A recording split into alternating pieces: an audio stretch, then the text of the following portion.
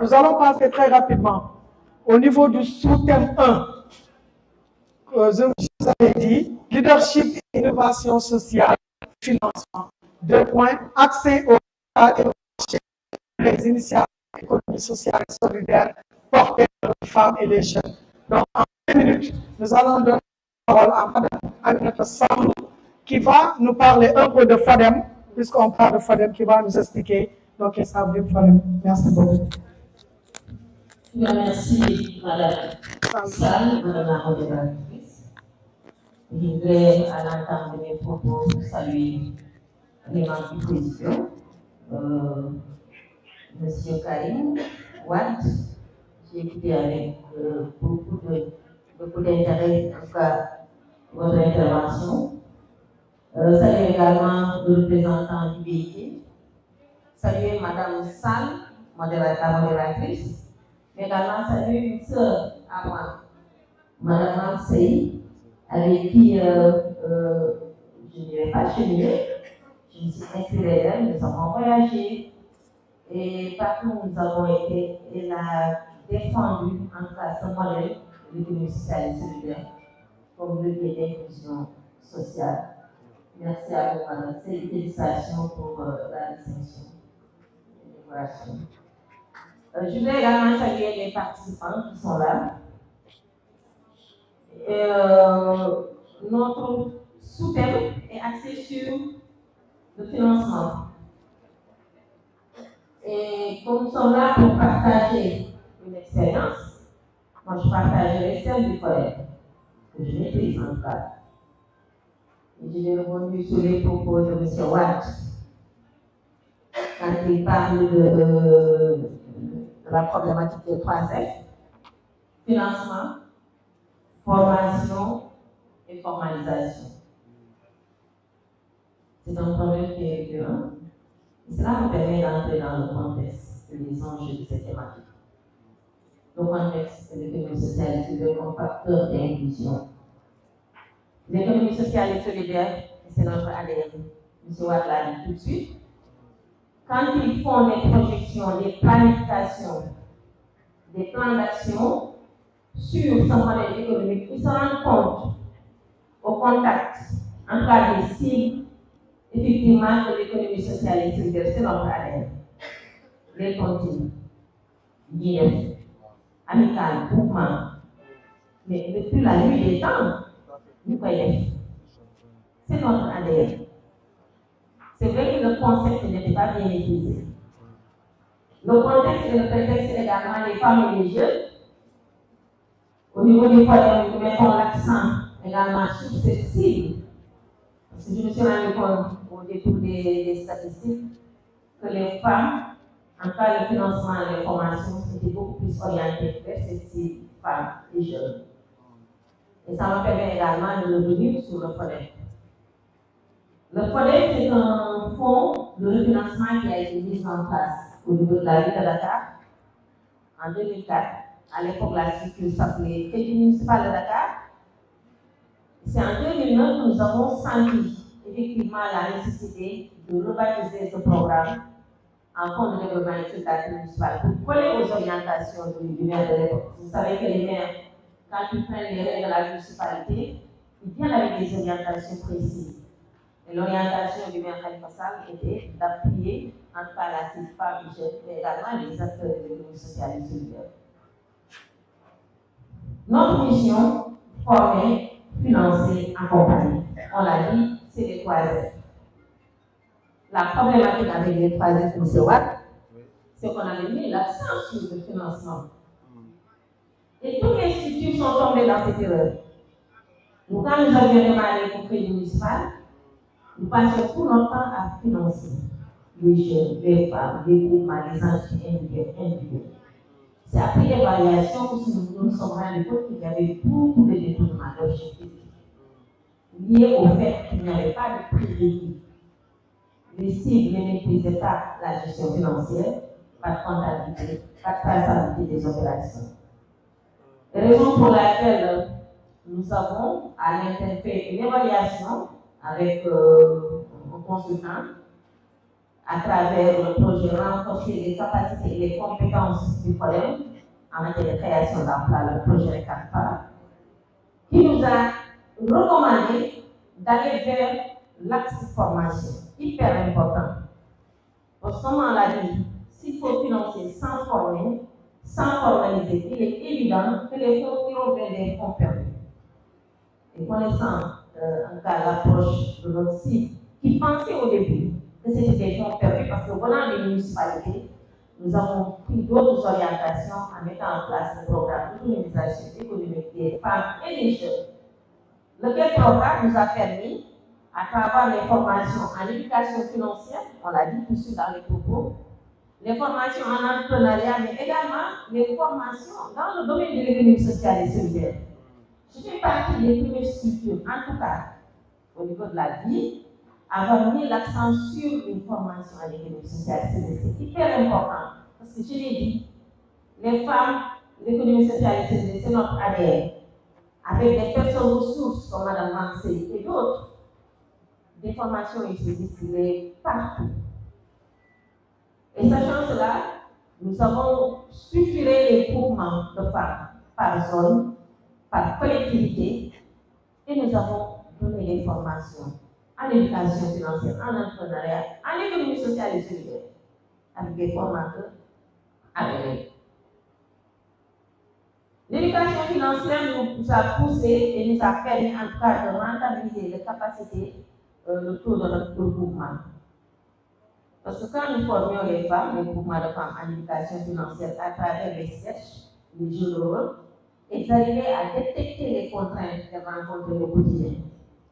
Et à travers ces formations, c'est elles également qui sortaient des pistes de solutions. Très très important. Et dégager toutes les recommandations et cela nous permet d'aller de manière beaucoup plus pratique vers le financement de notre programme. Et pour cela, nous avons accompagné sur les 3 dernières années plus de 25 000 bénéficiaires femmes et jeunes dans la formation en éducation financière, dans la formation en entrepreneuriat, en économie sociale et solidaire, mais également sur les métiers. Parce que c'est une très forte demande. Il est bien de les former, mais il est bien également de leur donner un savoir-faire. Ce qui nous a poussé à mettre en place des formations dans la javellisation, la saponification, la teinture, broderie. Et puis cette année, nous allons ajouter la broderie parce que nous allons faire un partenariat avec l'UBS, avec Force M, qui va nous accompagner pratiquement dans ce volet. Si nous revenons aux initiatives du collège, les initiatives phares, je résume, c'est le programme d'autonomisation économique, j'en ai parlé tout de suite. Il nous a pas valu de satisfaction. Je le dis, pourquoi? Parce que la demande est très très forte. Quand nous avons lancé ce programme, c'était une phase pilote. Mais au fini, je me suis retrouvée avec plus de 700 groupements et entités qui sollicitent l'appui, l'accompagnement logistique et le soutien financier du collège. Et n'ayant pas de ressources suffisantes, vous comprenez aisément que je ne suis pas satisfaite. J'aurais voulu satisfaire le maximum, mais nous n'avons que les moyens. Nous n'avons pas la subvention de la ville de Dakar. Et je pense que pour cette année, pour les années à venir, avec le partenariat que nous comptons dérouler avec le ministère de l'Économie sociale et solidaire, la microfinance, nous allons renforcer drastiquement les moyens du FODEM, les moyens de la ville de Dakar pour accompagner effectivement les acteurs de l'économie sociale et solidaire. Nous avons un autre projet sur lequel nous sommes en partenariat avec quelqu'un qui est actuellement à Dakar, c'est le projet Incuba Sport. En perspective des JOJ 2026, nous nous sommes rendus compte que beaucoup de sportifs nous sollicitent pour des formations en entrepreneuriat. Et vous savez que les sportifs vont à la retraite très très tôt, 25 ans, 30 ans, ils sont à la retraite. Et s'ils n'ont pas ce niveau de formation, s'ils n'ont pas ces prérequis en entrepreneuriat, il est évident qu'ils seront laissés en rade. Donc nous avons au niveau du conseil municipal délibéré et mis en place ce projet Incuba Sport qui permettra à des centaines de jeunes sportifs qui ont des projets de pouvoir bénéficier de l'appui de la ville de Dakar dans le domaine de la formation, de l'accompagnement technique et financier. Je précise que par rapport à l'accompagnement financier, nous ne sommes pas une banque et nous ne sommes pas une mutuelle d'épargne et de crédit pour faire de l'intermédiation financière. Nous passons par les leviers financiers qui sont les mutuelles d'épargne et les banques pour justement atteindre la cible que nous voulons accompagner. Nous avons aussi un autre projet, c'est l'école des entrepreneurs de Dakar. Nous avons mis en place un autre programme, une entité, c'est la couveuse entreprise pour la promotion de l'emploi par la micro-entreprise. Je vous ai dit tantôt que quand nous avions évalué les activités du forum, nous nous sommes rendus compte que les jeunes, même diplômés, n'arrivaient pas du tout à manager correctement nos entreprises. Et c'est dans ce sens que nous avons mis en relation avec l'Association internationale des maires francophones, la Ligue de Marseille, l'École des entrepreneurs du Québec, la Ligue de Montréal. Nous avons mis en place un programme qui s'appelle Couveuse d'entreprise pour la promotion de l'emploi par la micro-entreprise. C'est le premier incubateur local qui forme les jeunes diplômés, même non diplômés, vers la création de l'entreprise. En quoi faisant? En les accompagnant dans la formation sur 8 mois. Et au sortir de cette formation, nous mettons à leur disposition un fonds d'amorçage qui n'est pas beaucoup, ce n'est pas beaucoup, c'est 1,5 million, mais c'est juste pour leur permettre d'aller vers la création de leur petite entité, une unité entrepreneuriale. Et s'ils ont besoin d'augmenter le plafond ou de renforcer ces fonds, nous les mettons en relation avec nos partenaires financiers et des entrepreneurs ont eu à décrocher des financements de 20 millions avec nos leviers financiers qui sont les banques et les mutuelles d'épargne et de crédit. Et pour un passage à l'échelle, juste vous préciser que la ville de Dakar a délibéré sur le projet de l'école des entrepreneurs de Dakar qui nous permettra d'absorber un plus grand nombre de jeunes qui sollicitent effectivement l'appui de la ville de Dakar dans le domaine de l'entrepreneuriat. Le programme des jeunes entrepreneurs verts, c'est au niveau de la CPEP. Et là, nous avons été démarchés par beaucoup de structures parce qu'au niveau de la couveuse d'entreprise, l'incubateur, nous avons beaucoup de jeunes qui ont des entreprises vertes. Entreprises vertes, comprenez que c'est l'économie circulaire, c'est le recyclage, c'est les jeunes qui sont dans l'agro-business. Donc, nous avons en vue, en perspective de renforcer ce domaine qui nous a valu effectivement des satisfactions, beaucoup de satisfactions.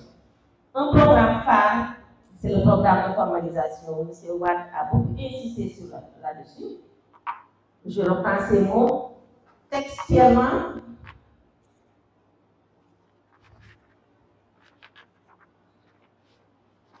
Il a dit former, financer sans former, former sans formaliser. Et c'est ce que nous avons compris quand nous avons mis en place le programme de formalisation au niveau de la ville de Dakar, en partenariat avec le centre de gestion agréé, qui est logé au niveau du cabinet Azizier qui fait partie des plus grands cabinets comptables, en tout cas les 10 meilleurs cabinets réputés au niveau mondial.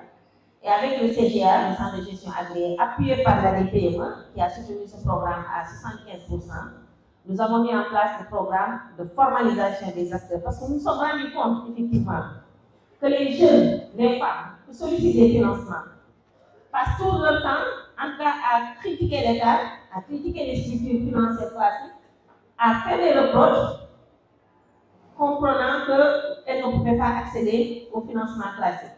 J'ai des banquières. J'ai également travaillé au niveau du ministère des Finances. Je vous fais un aveu de taille, et vous le savez aussi bien que moi.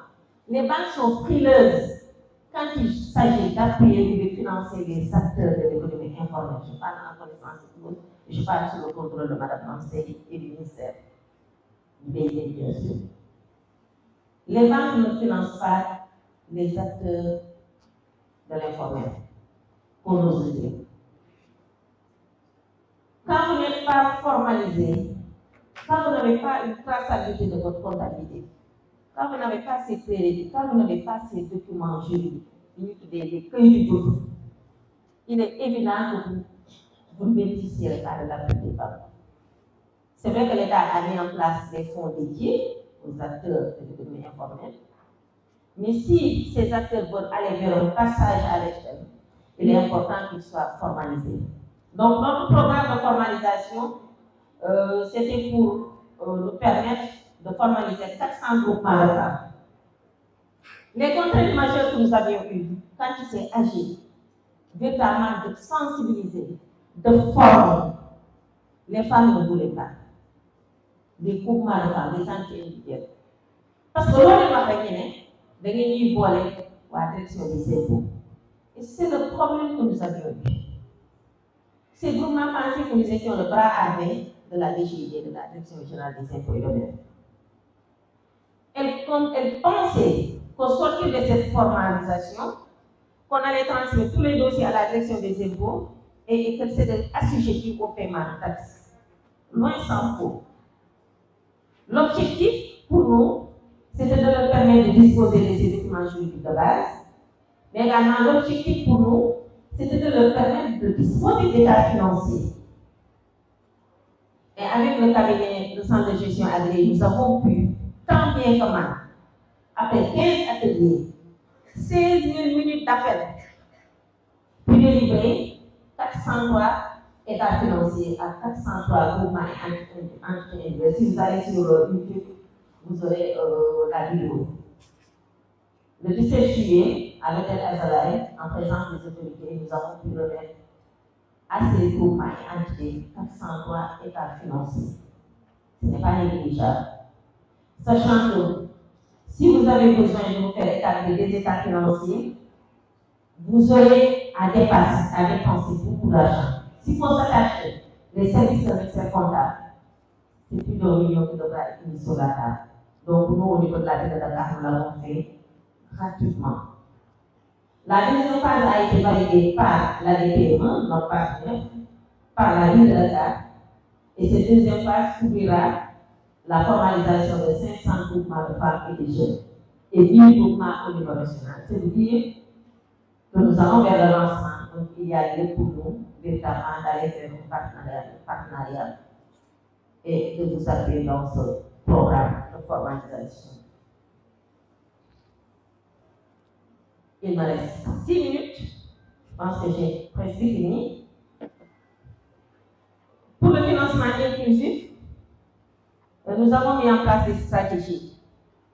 Lesquelles stratégies nous ont permis de démarrer par des points relevés. Parce que si on veut développer un programme, un financement inclusif, il est important d'être proche de la cible. Nous sommes au niveau de la ville de Dakar. Le phonème a été jugé un peu excentré, éloigné de la cible. Donc nous avons mis en place des points relais au niveau des collectivités territoriales. Et chaque collectivité que nous avons démarré la phase test, chaque collectivité territoriale a son point relais au sein de la mairie et qui agrège toutes les demandes, toutes les informations qui devront parvenir au niveau du phonème. Et cela nous permet d'être très très proche et de faciliter l'accès à l'information. Le partenariat, c'est Al-Rahma. Avant-hier, nous les avons reçus. Nous allons faire un partenariat avec Al-Rahma. CGA Digital, le centre de gestion agréé pour la formalisation également. Les offices logiques, l'université virtuelle, office logique, il se trouve à Montréal et nous avons signé avec eux un programme de mobilité internationale. Et ce programme a permis chaque année à 10 entrepreneurs d'aller en immersion vers Montréal, de voir ce qui se fait concrètement dans le domaine de l'accompagnement des entrepreneurs et de permettre par la même occasion aux entrepreneurs montréalais de venir à Dakar.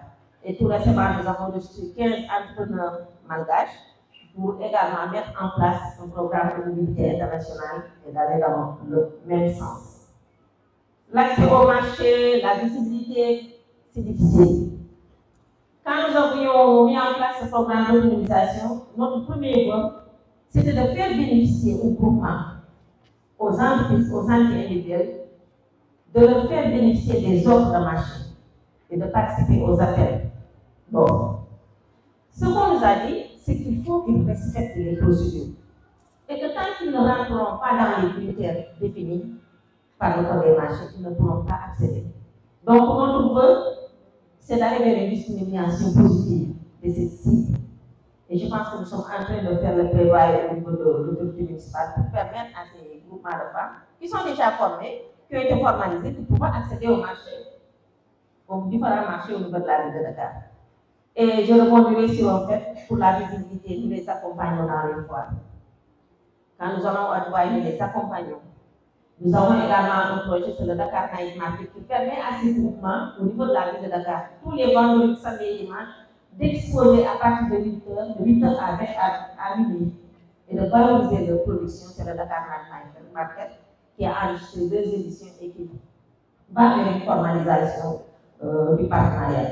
Le consommer local, nous sommes invités. Le Forum mondial de l'économie sociale et solidaire, vous n'êtes pas sans savoir que la ville de Dakar, avec l'État, a organisé le Forum mondial de l'économie sociale et solidaire en 2023, et cela nous a valu d'énormes satisfaction parce que le monde s'est rendu compte que Dakar était la capitale mondiale de l'économie sociale et solidaire parce que nous avions enregistré la participation de 6 000 personnes, 271 villes et 71 villes avec des recommandations très pertinentes. Tout a été dit à l'occasion de ce forum. Si vous allez sur le site du G7, vous verrez que toutes les recommandations se trouvent. Et pour le prochain forum, c'est à partir de lundi à Bordeaux. Nous serons présents, Inch'Allah, pour porter cette dynamique avec le ministère de l'économie sociale et solidaire qui va réfléchir une très forte délégation avec Marseille et nous permettre effectivement de dérouler. Je crois que je vais terminer par quelques statistiques. J'en ai parlé, 403 groupements, 25 000 bénéficiaires, 19 points relevés et des dizaines de partenariats stratégiques. Je vous remercie.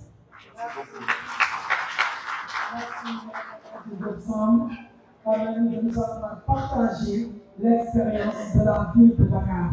Pour dire que le niveau central, comme au niveau décentralisé,